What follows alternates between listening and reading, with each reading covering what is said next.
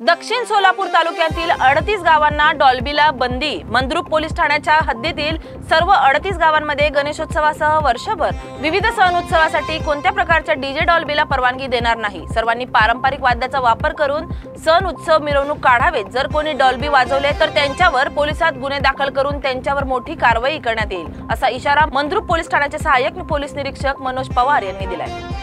घनसावंगी तालुक्यात डेंग्यू सदृश तापाचा कहर, एकाचा मृत्यू। घनसावंगी तालुक्यातील कुंभार पिंपळगाव परिसरात डेंग्यू सदृश तापाने अक्षरशः थैमान घातले। कुंभार पिंपळगाव येथील व्यापारी लक्ष्मण सोमेश्वर कंटुले यांच्या शुक्रवारी छत्रपती संभाजीनगर येथील रुग्णालयात उपचारादरम्यान निधन झाले। यासह परिसरातील खासगी रुग्णालयात मोठ्या प्रमाणात डेंग्यू सदृश तापाचे रुग्ण आढळून येत असून त्यामुळे नागरिकांमध्ये भीतीचे वातावरण आहे। पत्रकारांचा निषेध आणि आरोपीच्या तात्काळ अटकेची मागणी।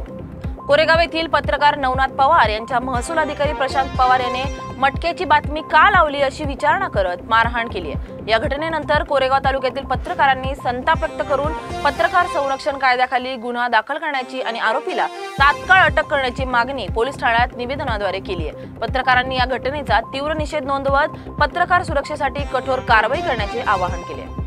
पवईचा गोविंदा आनंद दांडगेंची प्राणज्योत मालवली। विक्रोळीच्या कन्नमवार नगरमध्ये आयोजित करण्यात आलेल्या दहीहंडी उत्सवात एक दुर्दैवी घटना घडली होती।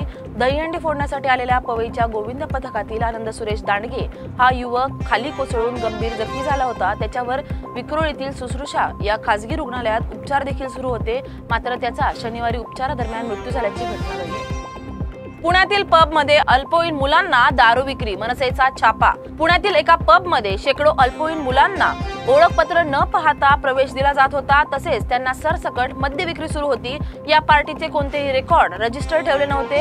अनेक कॉलेजमधील 17 ते 21 वयोगटातील मुलांना पब चालकांनी प्रवेश दिल्याचे समोर आले। महाराष्ट्र नवनिर्माण विद्यार्थी सेनेने या संदर्भात आरोप केले आहेत। मनसे कार्यकर्त्यांसोबत राज्य उत्पादन शुल्क विभागाचे अधिकारीही यावेळी उपस्थित होते।